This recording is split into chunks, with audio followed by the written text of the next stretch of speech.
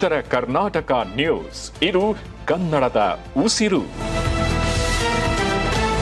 ಇನ್ನು ಗೃಹ ಸಚಿವರ ತವರಲ್ಲಿ ಪೊಲೀಸರು ಮತ್ತೊಂದು ಎಡವಟ್ಟನ್ನ ಮಾಡಿಕೊಂಡಿದ್ದಾರೆ. ಠಾಣೆಯಲ್ಲಿ ಮೈಮರೆತು ಮಲಗಿದ್ರು ಪೊಲೀಸರು. ಈ ಸಂದರ್ಭದಲ್ಲಿ ಆರೋಪಿಯೊಬ್ಬ ಫರಾರಿಯಾಗಿದ್ದಾನೆ. ಪೊಲೀಸ್ ಠಾಣೆಯಿಂದಲೇ ಪೋಕ್ಸೋ ಪ್ರಕರಣದ ಆರೋಪಿ ಫರಾರಿಯಾಗಿದ್ದಾನೆ. ಕಲಬುರಗಿ ಜಿಲ್ಲೆಯ ಅಫ್ಜಲ್ಪುರ್ ಪೊಲೀಸ್ ಠಾಣೆಯಲ್ಲಿ ಈ ಘಟನೆ ನಡೆದಿರುವಂತದ್ದು. ಪೋಕ್ಸೋ ಪ್ರಕರಣದ ಆರೋಪಿ ಮಂಜುನಾಥ್ ಫರಾರಿಯಾಗಿರುವಂತದ್ದು. ಕಳೆದ ಒಂದು ವಾರದ ಹಿಂದೆ ಪೋಕ್ಸೋ ಪ್ರಕರಣ ದಾಖಲು ಹಿನ್ನೆಲೆ ಆತನನ್ನ ತಂದಿದ್ರು. ಆದರೆ ಆರೋಪಿಯನ್ನ ಬಂಧಿಸಿ ಪೊಲೀಸ್ ಠಾಣೆಗೆ ಕರೆ ತಂದಿದ್ರು ಪೊಲೀಸರು. ಆದರೆ ಗುರುವಾರ ಮಧ್ಯರಾತ್ರಿ ಠಾಣೆಯ ಲಾಕಪ್ನಿಂದ ಆರೋಪಿ ಎಸ್ಕೇಪ್ ಆಗಿದ್ದಾನೆ. ಪೊಲೀಸರು ಠಾಣೆಯಲ್ಲಿ ಮಲಗಿರುವುದನ್ನ ಕಂಡು ಆರೋಪಿ ಫರಾರಿಯಾಗಿದ್ದಾನೆ. ಇದೀಗ ಆರೋಪಿಗಾಗಿ ಆಂಧ್ರ, ಮಹಾರಾಷ್ಟ್ರ ರಾಜ್ಯದಲ್ಲಿ ಪೊಲೀಸರಿಂದ ತೀವ್ರ ಹುಡುಕಾಟ ನಡೀತಾ ಇದೆ.